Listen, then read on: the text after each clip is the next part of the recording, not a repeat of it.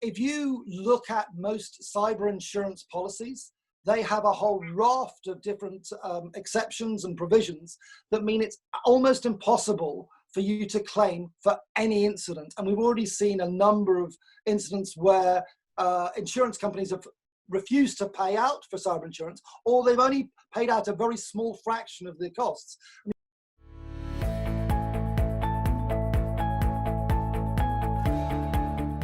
Hello everyone, and welcome back to another episode of Engati Engage. I'm Aish, and today we have the pleasure of welcoming Bill Mew. Before I dive in, be sure to hit the subscribe button for more exclusive content from thought leaders from around the globe. Let's begin with a quick introduction of Engati. Engati is the world's leading multilingual no-code chatbot platform, available across 14 channels with 25,000 bots, created across 186 countries in every domain and use case. Engati has been recognized as a top platform by INC.com, TechWorld, CIO, and many others. We run the Engati blog, video channel, and the new Engati Engage podcast, which receives upwards of 300,000 visitors annually. And now for our guest. Bill Mew is one of the world's top campaigners for digital ethics and the founder of the Crisis Team, a digital era crisis management firm, which works alongside UK's top cyber law experts. One of the world's top social influencers, Bill focuses on striking the right balance between digital transformation, changing the world, and digital ethics, including privacy, security, etc. He has been in great demand, appearing widely in the press and as frequently as once a week on broadcast television and radio, talking about the need for meaningful protection as well as the need to maximize the overall economic and social benefit from technology. Welcome, Bill. We're so excited to have you. It's really nice to talk, and I'm glad that we're able to do this from our homes because the technology is enabling us to do that. Mm-hmm. Yeah, I hope everyone is being safe out there, and I'm so happy that we're able to do this with the help of technology. What are your thoughts on digital transformation changing the world and digital ethics, and how do they interject? There's always a trade-off when we give up some of our personal data for one reason or another. A very good example at the moment is with the track and trace applications that many organizations around the world are seeking to implement. There's a very obvious social value in this because it will allow us to crack down on the epidemic and to help keep people safe and alive, which is obviously essential. But at the same time, a lot of the information that is going to be made available there is going to be information that is incredibly personal to us. It's our health data, it's our location data. It's really pertinent information that is personal to each individual. And therefore, once some of that data is lost, you can never get it back. And one of the concerns here is that there is going to be too much of a trade-off in privacy in order to try and gain some form of tracking and tracing. Now, I was on the BBC and Russia Today and other television channels, I think just yesterday, talking about some of these. In fact, immediately after the Prime Minister and the Health Secretary gave their announcement about the track and tracing app, I was the first expert on live commenting on it. I've been reasonably damning, unfortunately, about the way that the British have approached this. And I think the application that we're going to be using here in the UK is at odds with the approach taken at most of the rest of the world. And it's striking the wrong balance, but obviously every different implementation in every different environment is going to have to strike some balance between maximizing innovation and providing the real protections that are important to us all. Yes, I completely agree with you. First of all, congratulations on being the first person to talk about this. I think it's such an important issue. Well, I think it is, and I think I don't want privacy and digital ethics advocates to be naysayers and to prevent innovation and to prevent this type of track and tracing. It just needs to be done correctly. Yes, completely agree with you. Before I move on to my next question, I'm really excited to announce the launch of our newest ebook.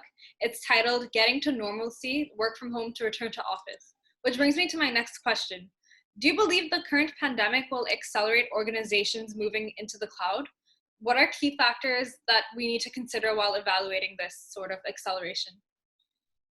Well, one of the things that we've seen with the pandemic and everyone working from home, there's been any number of really useful guides, and the one that you're publishing is sure another one of these, that are actually giving people tips and hints on how best to work from home and how to cope with the current scenario.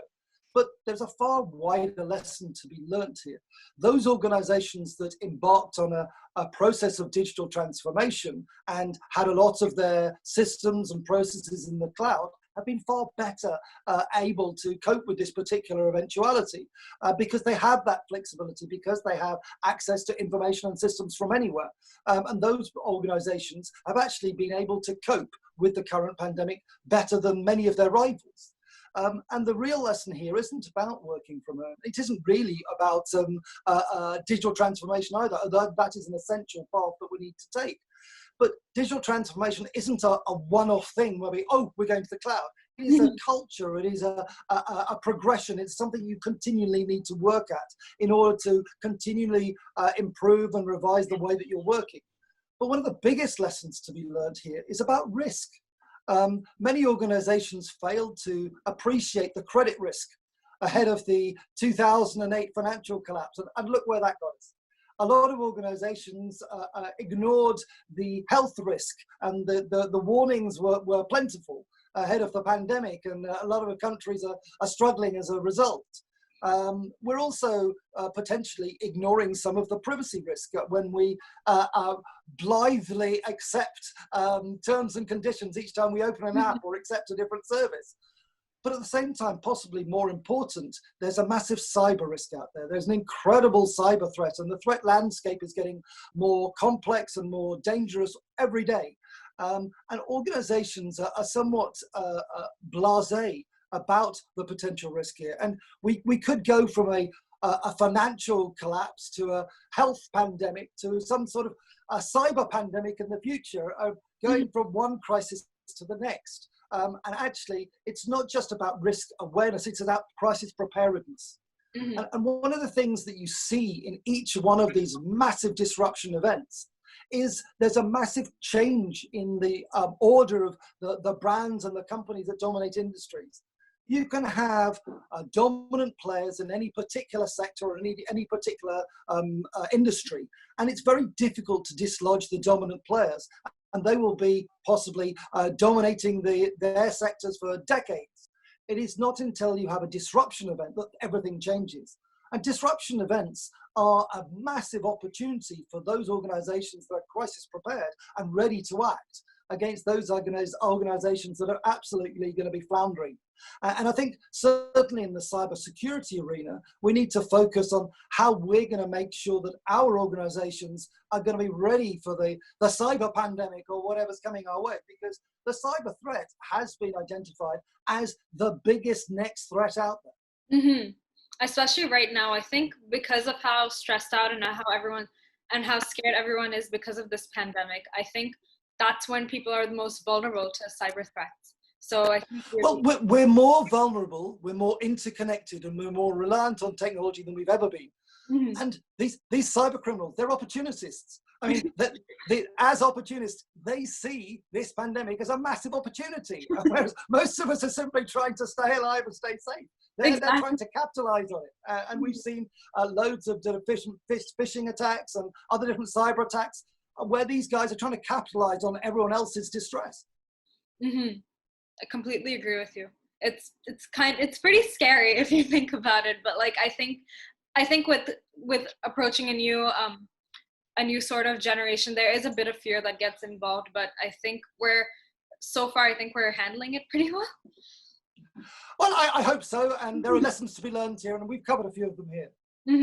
Yes, but I think it's not just a transformation, it's sort of like an evolution, and there is a cultural aspect to it. So, well, importantly, the cultural aspect here is critical. In most organizations, if you look at the way that people are focused, the way that they're incentivized, the way that they're organized, it is all around what you would call ROI factors, return on investment factors. These are profit and revenue. And there isn't an organization out there where the vast majority of the management team, the vast majority of the people who work for them, don't have their performance metrics set out in terms of elements of ROI, like profit or revenue or whatever.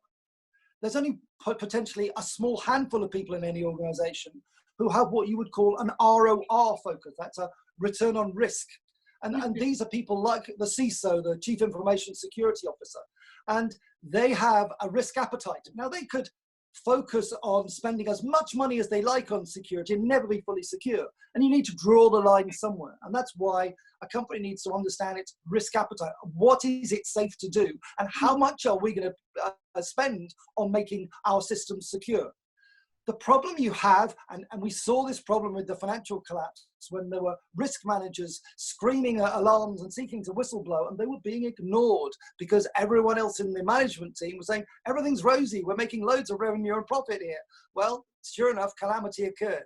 And each one of these massive disruption events has been as a result of not only us being somewhat complacent about the risk, but us ignoring the warnings from those kind of people. And therefore, we need to be really careful that we're not ignoring the CISO.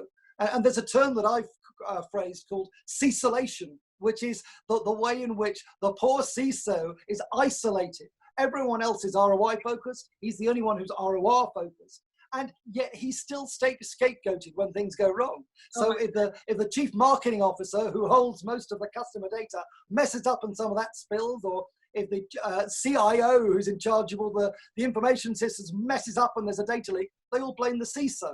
Well, the CISO may have been shouting the alarm for some time, and they could have been ignoring all his warnings, but he's been suffering CISolation. He's been isolated there, and because the rest of the management team have such a different cultural focus, he's being ignored. And we need to learn not to have CISolation within our organizations. We need to learn to listen to those warnings, and we need to learn not to be purely ROI focused and more risk aware. So how do you think moving to cloud will address these issues of risk awareness? Well, one of the things that come, and it's interesting that the finance sector are one of those sectors that have been a little bit slower to move to the cloud and to adopt some of these technologies. Well, the financial regulator only this week has come out with a reminder to all of the financial sector organizations out there that whether they move to the cloud or not, they are responsible for their security. They can't just palm it off on whoever their cloud provider is. And the biggest instance of data spillages from the cloud is people actually failing to set up their cloud instances correctly, having leaky buckets and on Amazon or whatever. And therefore, it's actually some fundamental basic errors here that are typically the things that undermine you. You can't just simply move things to the cloud and assume that your cloud provider is taking care of everything on the security front. You need to continue to take these things very, very seriously, and having a focus that ROI as well as ROI would help you do that. Yes, I completely agree with you. I think because of this pandemic, the use of technology has really accelerated. So I think it's incredibly important that we adopt these technologies, and which is why we came out with this book to begin with, so that organizations can get back to adjusting to the new normal. So if you want more details to this ebook, stick around till the end and we'll talk about it. So I'm going to move on to my next question. You talk about this methodology called Raptor. So could you elaborate on this? Yeah, there are important elements. If you're going to be crisis prepared, you need to think about how you're going to do this. And we try to put it in a very simple terms in the Raptor methodology so that everyone can understand. There's RA, which is a rapid action. So when things go wrong, you want the best people in the business there as quickly as possible to help you out. But that's not the only element. There's a lot of preparation involved. So we have PT, which is preparation and training. And then we also have operational readiness, which means that you are ready to go, you rehearse. And actually, one of the important things that people fail to recognize is the fact that operational readiness and testing and assessing your system is actually mandatory under GDPR.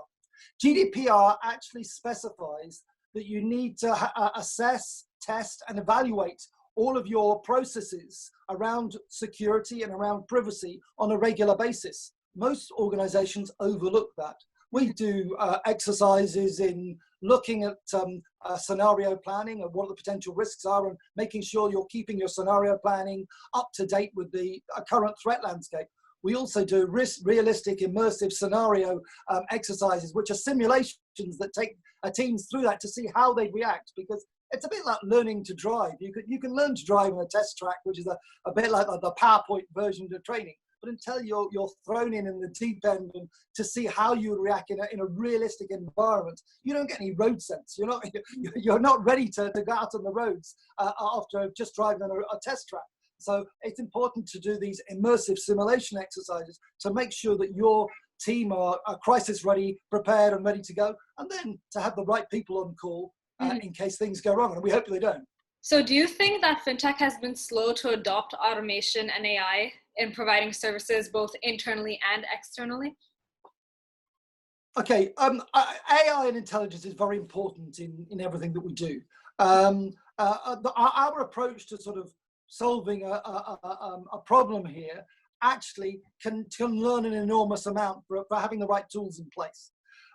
Essentially, the market for cybersecurity is massively overserviced in terms of software products, cloud-based offerings, or whatever.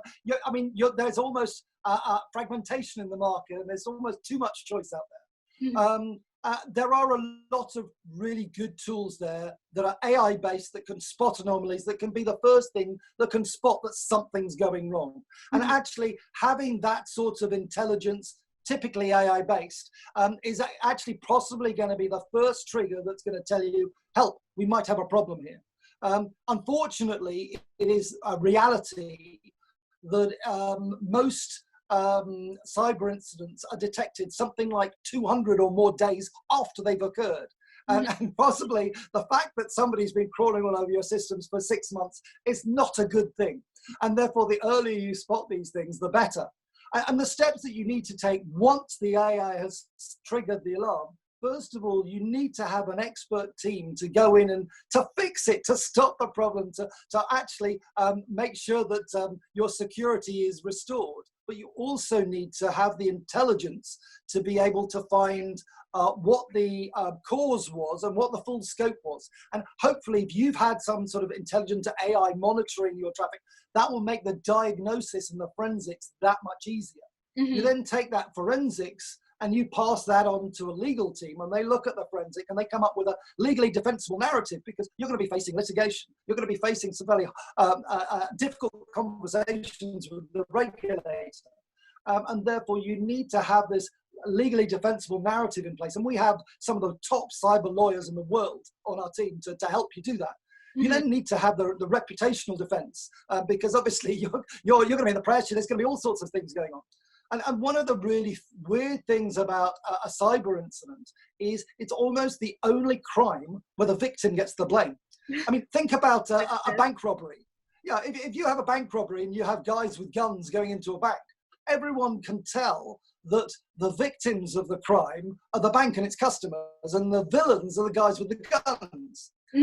And it's very easy for a bank in that instance to deal with the scenario, because first of all, they'll try and contain it, they'll try and hush it up if they can. But if you've had people with guns wandering into your branch, it's very difficult to do.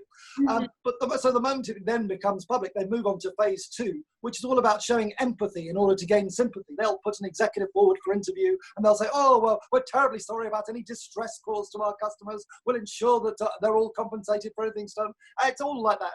It's actually very straightforward, the whole crisis management PR approach in those sort of instances, because you're seen as the victim. All you have to do is to show empathy for your customers, and you'll be given a great deal of sympathy. Now imagine the same bank is hacked, and that it's the hackers who are taking the money. Nobody blames the hackers. Nobody knows who the hackers are potentially. Everyone will blame the bank. And the press, the public, and everything will round on the bank.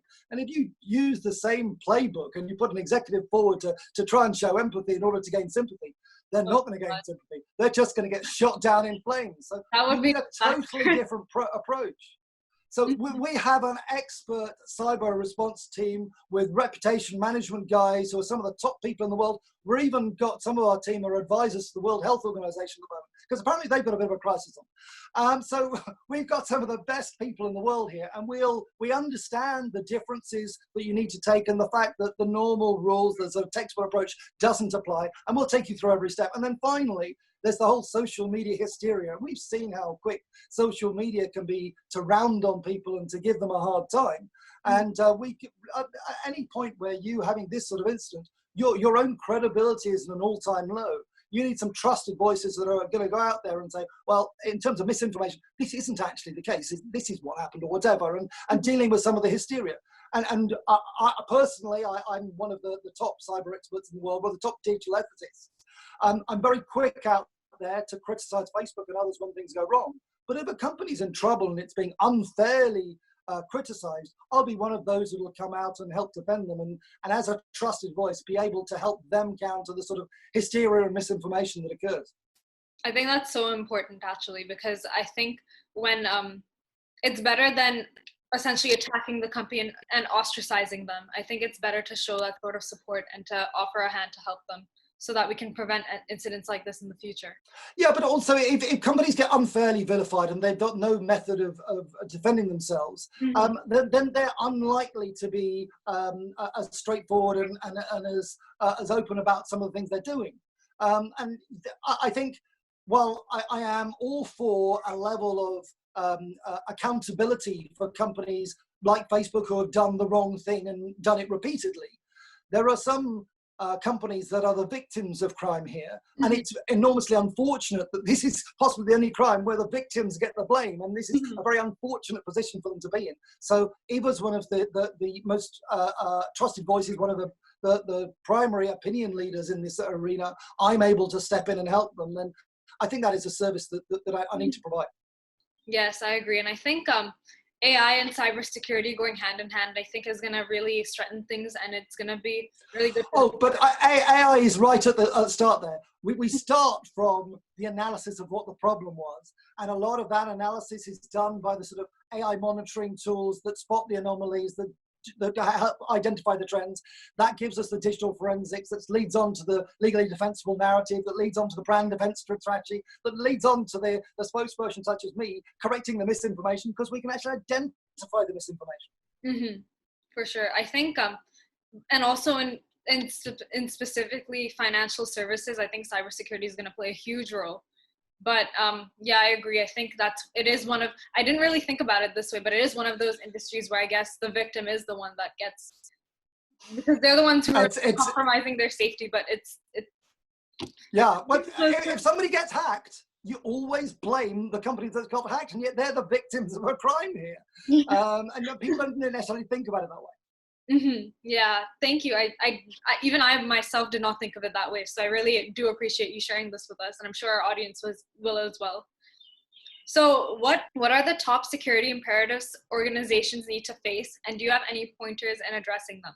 Okay, well, it comes back down to risk awareness and risk appetite, and again, as long as our leadership and our teams are totally ROI focused and are only looking at revenue and profit and aren't risk aware, then they're going to make silly mistakes. And to give you a case in point here, a lot of companies are moving to the cloud and putting an enormous security around what they're doing in the cloud. They also have, because we're all working from home, a lot of mobile devices. So you make sure that you have some software on your devices and passwords to protect them. But they also have thumb drives with a lot of information on them. And you can buy normal thumb drives, or you can buy encrypted thumb drives. But most companies see the purchase of the thumb drives as a relatively low value purchase and don't really think about it, and they outsource that decision to the procurement manager, who just buys the cheapest device available. You have companies like sort of Kingston Technology, who I've had big conversations with, who have made massive strides in developing encrypted drives that would actually keep that data safe. And yet there's no demand for those encrypted drives, because the organizational culture ignores that as a particular threat. So we have all these devices, the phones, the tablets, everything. We have a secure cloud, but we have a vulnerability in between, where the procurement manager's just going and buying the cheapest thumb drives he can get.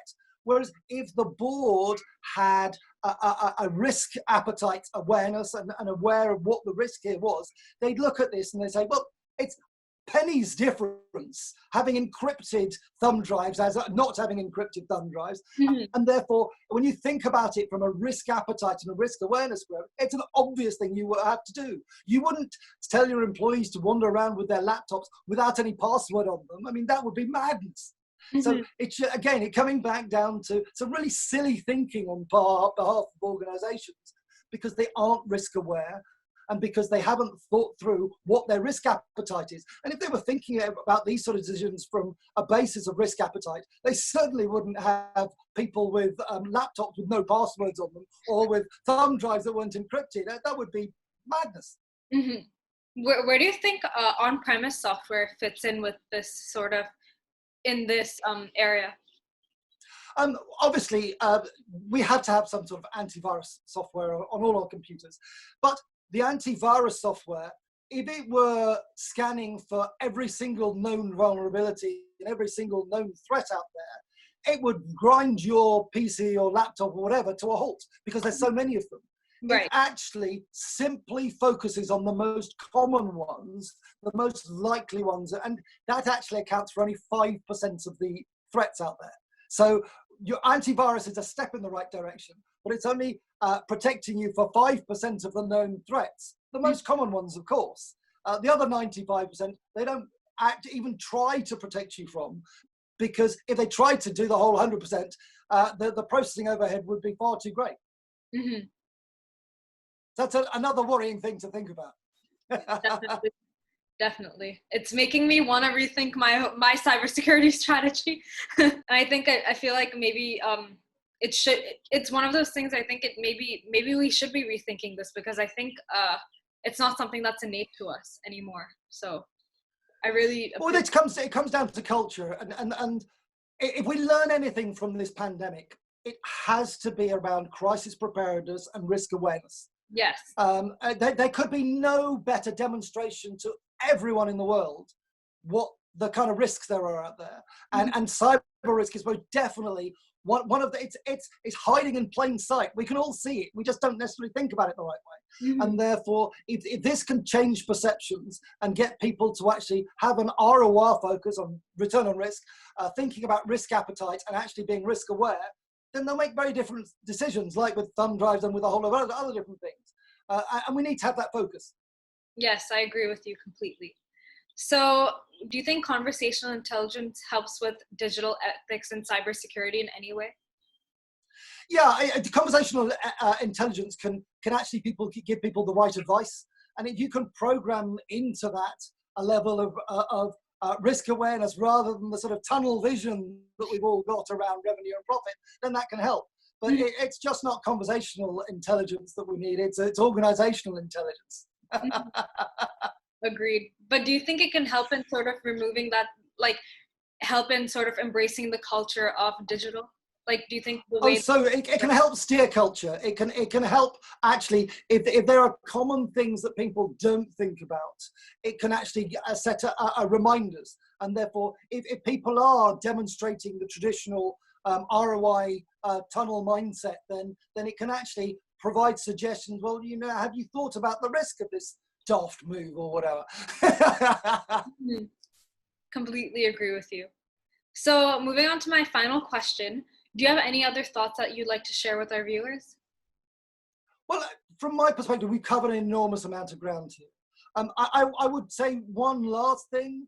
A lot of people are a little bit complacent around the risks here, because they think, well, actually, we've got cyber insurance, that'll cover us. Well, as we're seeing in the news at the moment, there are a lot of companies that had business insurance with the likes of Hiscox, which are actually now ruining the fact because it's not paying out. If you look at most cyber insurance policies, they have a whole raft of different exceptions and provisions that mean it's almost impossible for you to claim for any incident. And we've already seen a number of incidents where insurance companies have refused to pay out for cyber insurance, or they've only paid out a very small fraction of the costs. I mean, you take Norsk Hydro, it had a ransomware attack, and the costs were of the order of 70 million euros or whatever. the payout, and they had a fairly decent cyber insurance policy, the payout was 3.6 million euros. And therefore they were left to settle most of the costs. And this is a bit like, I mean, you imagine if you're crossing the road and you get run down, and for some reason the insurance covered stretchering you to the side of the road to make sure you won't hit again. You'd say, well, is that it? Possibly you might expect them to lay on an ambulance to get you to hospital, maybe a doctor to look at you, and maybe the sort of top team of surgeons to actually make sure that you recovered. Well, if you have incident response cover, then you're getting that top team of surgeons. If you're just relying on the sort of most standard basic cyber cover, you're just getting stretchered to the side of the road. So I would advocate all organizations out there not only to have a risk focus and to be risk aware, but if you've got cyber insurance, check your cyber insurance policies. Go and check me online. I've written quite a bit on what some of the exclusions to look out for are, and also to make sure that you've got cyber incident cover of some sort. If it isn't included in your policy, come and speak to us. Because if things go wrong, you don't just want to be stretched to the side of the road and left there or with a Band-Aid or something like that. You really need the best team there to save you, to save your business, because your survival will be on the line. Yes, completely agree with you. I think our audience is really going to benefit from the insights you've given us on cybersecurity and cyber awareness. I really think it's going to make all of us sort of rethink the way we're looking at it and become not so complacent. So I'm really grateful that we had the opportunity to talk to you about this. So well, it's been a fun conversation. Thank you very much. Yes, thank you for giving us your time. Truly valuable. So to our audience, if you've stuck around for this long, we're really excited to announce that our ebook, The Getting to Normalcy, Work from Home to Return to Office, is out and available to download for free. It's filled with checklists, considerations, and ideas so we can get back to normal, whatever our normal is going to be. So check the link in the description for more details. We'll be back with a new episode with a brand new expert soon. So stay tuned, and we'll see you around for the next one. Bye, everyone. Bye, guys.